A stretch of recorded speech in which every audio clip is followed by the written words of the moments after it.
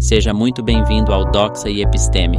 Hoje estamos de volta com mais um emocionante episódio da série Filosofando em Casa. O nosso tópico para hoje é Anna Freud, 1895 a 1982. Anna enfatizou que o comportamento defensivo desempenha um papel fundamental em muitos dos desafios que enfrentamos em nossas interações com os outros e até mesmo em nossa relação conosco.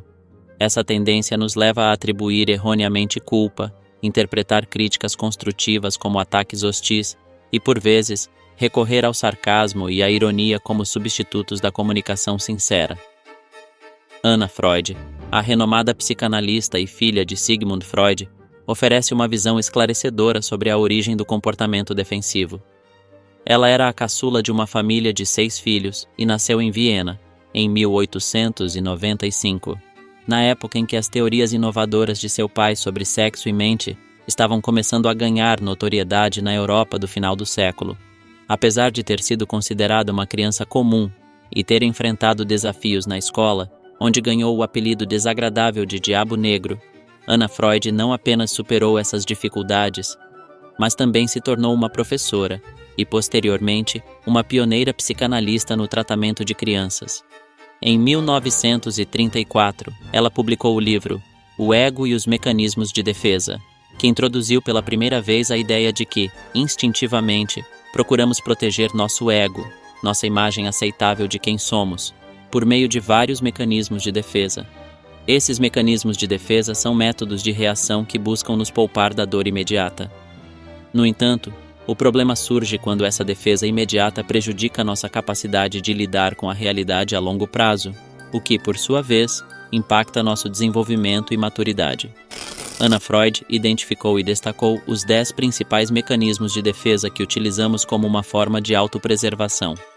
Esses mecanismos de defesa desempenham um papel significativo em nossa psicologia e podem influenciar profundamente nossas interações com o mundo ao nosso redor. 1. Negação. É comum que, em muitas situações, resistamos em admitir a existência de um problema. Costumamos pensar coisas como: eu gosto de beber muito, e às vezes tenho ressacas terríveis, mas isso não significa que estou bebendo demais. Ou gasto dinheiro, mas não mais do que os outros, então não sou financeiramente irresponsável. Quando pessoas próximas, como familiares, amigos ou cônjuges, tentam nos fazer reconhecer a existência de um problema, é comum reagirmos com resistência. Essa resistência imediata é um mecanismo de sobrevivência de curto prazo, onde preferimos não admitir a presença de um problema, pois isso implicaria enfrentar situações constrangedoras e complicadas para resolvê-lo. No entanto, essa negação acaba prejudicando nossa capacidade de gerenciar o problema a longo prazo. Em algumas situações, a negação pura e simples pode não ser suficiente. Às vezes, tentamos criar alguma forma de prova do contrário. Por exemplo, um menino de 9 anos que ocasionalmente deseja o carinho de sua mãe, mas reluta em admitir isso para si mesmo, pode afirmar que ela é má e irritante. Ele está provando para si mesmo que não precisa dela, e quando se sentir triste e solitário, não será porque está sentindo falta de sua mãe. É importante ressaltar que a negação não é necessariamente uma mentira consciente. É mais como uma cortina de fumaça que torna difícil enxergar claramente o que está acontecendo em nossa própria vida. Reconhecer a presença desse mecanismo de defesa pode ser o primeiro passo para lidar de maneira mais saudável com os desafios e problemas que enfrentamos. 2. Projeção. A projeção é um fenômeno psicológico que envolve a transferência de um sentimento negativo que, em vez de ser reconhecido e assumido pela pessoa, é atribuído a outra pessoa ou projetado nessa outra pessoa. Embora possa parecer estranho e complicado, isso acontece com mais frequência do que imaginamos. Um exemplo comum disso é quando alguém recebe um bilhete informando que o chefe deseja falar pessoalmente sobre um assunto sério. O primeiro instinto da pessoa pode ser imaginar que será demitida e que descobriram algo terrível a seu respeito. Nesse processo, a pessoa cria em sua mente uma imagem do chefe como alguém frio, autoritário e furioso. No entanto, ao chegar à reunião, a pessoa descobre que o chefe apenas deseja fornecer algumas orientações importantes sobre um novo contrato prestes a ser fechado. Isso significa que todas as emoções intensas, como o terror, a frieza e a raiva vingativa, na verdade, estavam originando-se internamente na pessoa. Ela projetou esses sentimentos negativos no chefe, evitando reconhecê-los em si mesma. A projeção é um mecanismo de defesa que nos ajuda a lidar com emoções desconfortáveis, transferindo-as para outras pessoas ou situações. No entanto, compreender esse processo pode ser fundamental para o autoconhecimento e o crescimento pessoal, pois nos permite reconhecer e abordar nossos sentimentos e preocupações de maneira mais direta e saudável. A projeção é realmente um mecanismo psicológico intrigante. Por exemplo, você pode sentir que seu parceiro ou parceira ficará extremamente crítico se você não conseguir ganhar mais dinheiro este ano, em comparação com o ano passado. Essa ideia o deixa nervoso, fazendo você imaginar comentários mordazes que ouvirá e olhares de desprezo. No entanto, na realidade, seu parceiro ou parceira pode ser genuinamente compreensivo e solidário, embora desejasse ver seu aumento de renda. Os pensamentos críticos e amargos não residem em seu parceiro, mas sim em você, e muitas vezes têm origens profundas, como influências parentais. Assim, em vez de lidar com a sensação desconfortável de frustração consigo mesmo, o que pode ser extremamente angustiante, você acaba se sentindo maltratado, o que é uma emoção um pouco mais fácil de suportar. Em sua mente, você cria a imagem de um parceiro controlador que nunca fica satisfeito. Isso, de certa forma, serve como uma distração, evitando que você enfrente as questões difíceis e dolorosas subjacentes, como por que não está ganhando mais, ou por que não considera aceitável ganhar o que ganha. Reconhecer esse tipo de projeção pode ser um passo importante em direção ao autoconhecimento e ao entendimento de nossos próprios padrões de pensamento e emoções. Isso nos permite explorar essas questões mais profundamente e lidar com elas de maneira mais eficaz e construtiva. 3. Voltar-se contra o eu. É verdade que recorremos a mecanismos de defesa para nos proteger do sofrimento psicológico, e isso pode parecer paradoxal. Anna Freud enfatizou que até mesmo se ferir emocionalmente, como ficar com raiva de si mesmo ou se odiar, pode ser considerado uma forma de defesa. Isso ocorre porque, em certos casos, o que achamos mais assustador pode ser algo diferente de não gostarmos de nós mesmos. Esses mecanismos de defesa muitas vezes têm raízes na infância, especialmente em situações em que uma criança se sente abandonada ou ferida por um dos pais. Em vez de enfrentar a terrível verdade de que seu pai ou mãe não se importa com ela, a criança pode buscar refúgio em um pensamento amargo como: eu devo ser ruim e sem valor. Sou uma pessoa horrível, e é por isso que meu pai, minha mãe age dessa maneira. Embora esse pensamento seja doloroso, pode ser menos catastrófico do que a alternativa, que seria reconhecer que está nas mãos de alguém que não demonstra cuidado ou afeto. Essa dinâmica ilustra como os mecanismos de defesa podem ser complexos e multifacetados, muitas vezes destinados a proteger nosso bem-estar psicológico, mesmo que isso signifique adotar pensamentos ou comportamentos que, à primeira vista, pareçam prejudiciais. Reconhecer esses mecanismos pode ser um passo importante no caminho para a compreensão de nossas emoções e a busca por maneiras mais saudáveis de lidar com elas. 4. Sublimação. A sublimação é um mecanismo de defesa que envolve o redirecionamento de pensamentos ou emoções considerados inaceitáveis para canais mais elevados e, idealmente, mais construtivos. Esse processo pode ser observado em muitos aspectos da vida, especialmente na criatividade e na expressão artística. Muitos músicos, por exemplo, transformaram experiências de vida negativas, como vício em drogas, problemas sociais ou familiares, em espetáculos e canções comoventes que inspiraram e energizaram muitas pessoas. Um exemplo notável é Vincent van Gogh, um artista perturbado que lutou com o vício em absinto e até mesmo cortou parte de sua própria orelha. No entanto, ele conseguiu canalizar seus problemas para a arte, criando imagens memoráveis e impactantes que perduram até hoje. A arte oferece alguns dos exemplos mais visíveis dessa capacidade de sublimação. O impulso agressivo de impor a própria vontade sem restrições pode ser sublimado pela determinação de criar um trabalho preciso e impressionante. Da mesma forma, o impulso fascista pode ser redirecionado para uma aspiração socialmente benéfica em relação à ordem e à coerência.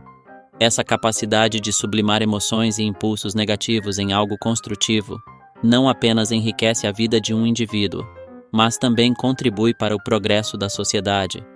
Ela demonstra como podemos usar nossa criatividade e paixão para transformar desafios e dificuldades pessoais em algo positivo e inspirador para os outros.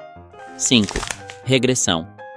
A regressão é um mecanismo de defesa que muitas vezes nos faz retornar a um estado de comportamento mais infantil ou imaturo, especialmente em momentos de estresse ou desafio.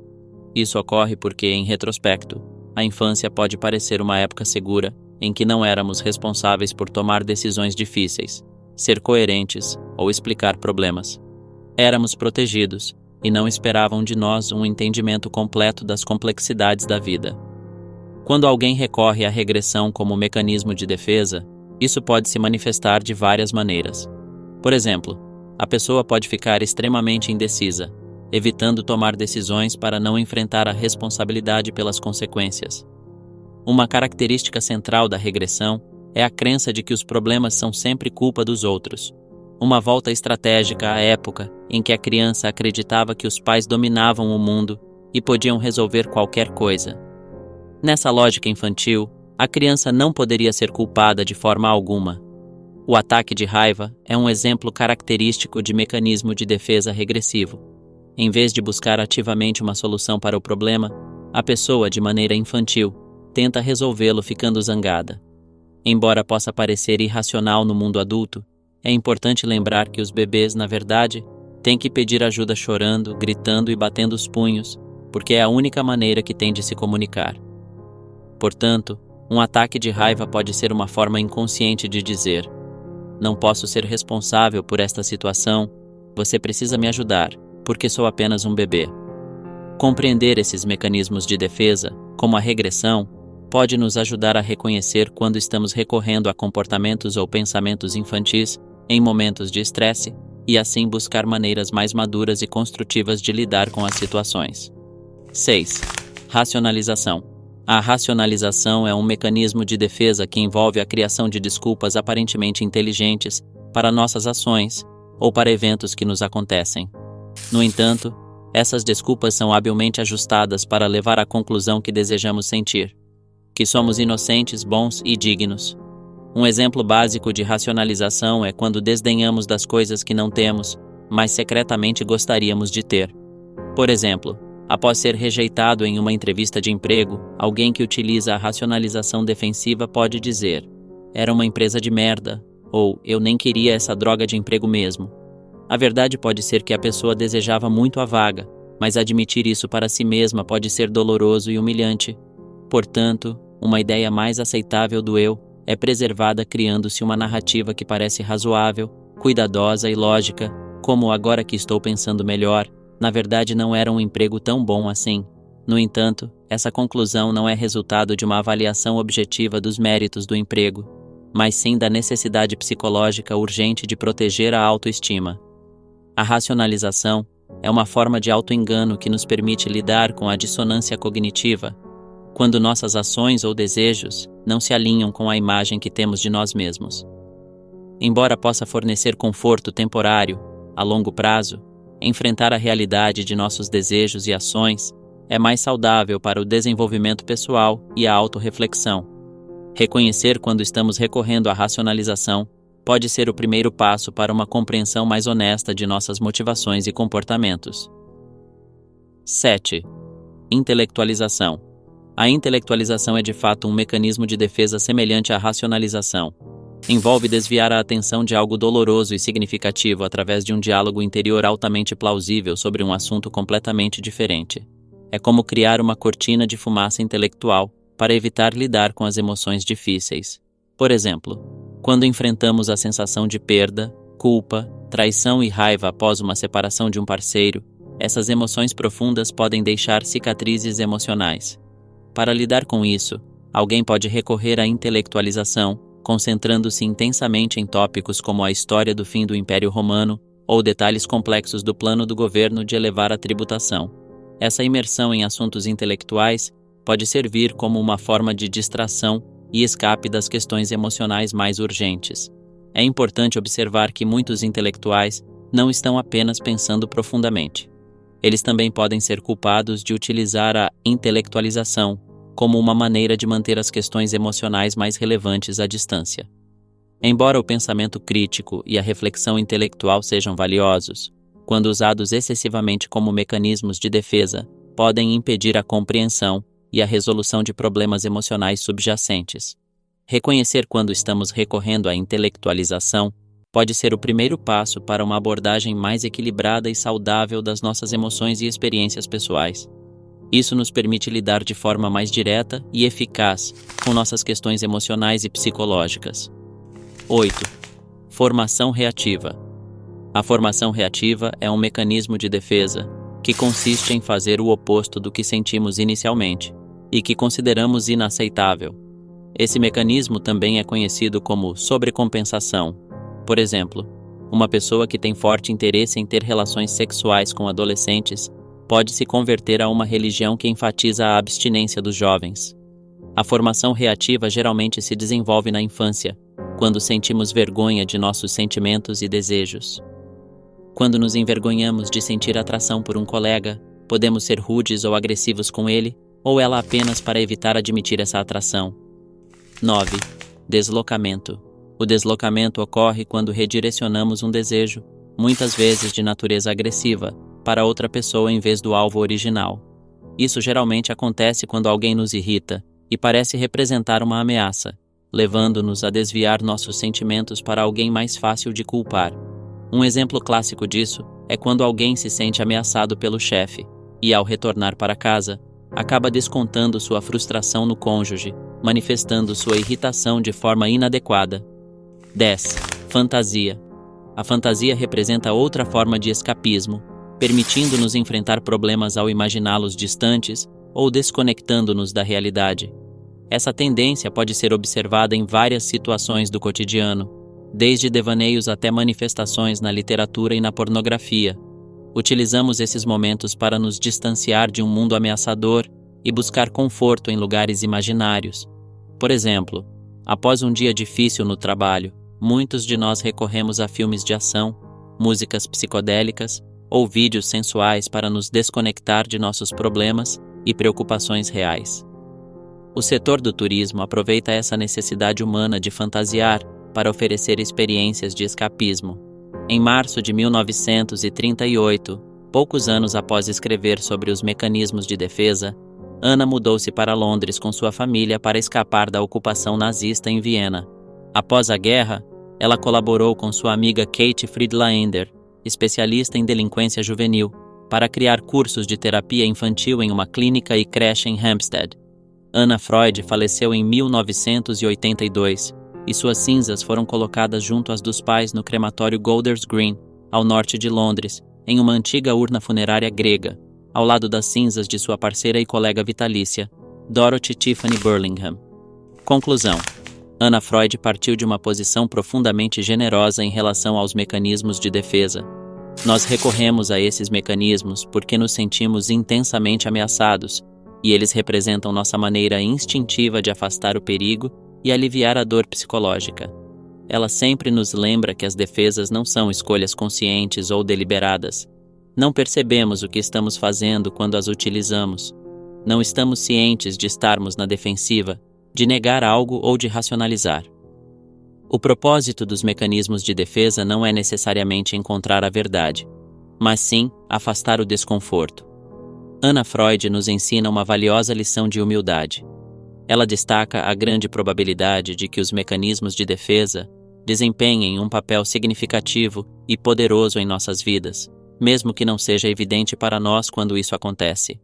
Essa reflexão nos leva a ser mais humildes e a cultivar gratidão em relação às pessoas que estão ao nosso lado e aceitam viver próximas a nós, mesmo quando usamos esses mecanismos de defesa. Quero expressar minha sincera gratidão a você que assistiu ao vídeo até aqui. Se gostou, ficaria muito feliz se desse um like, se inscrevesse no canal e compartilhasse com seus amigos. Forte abraço e vitória sempre!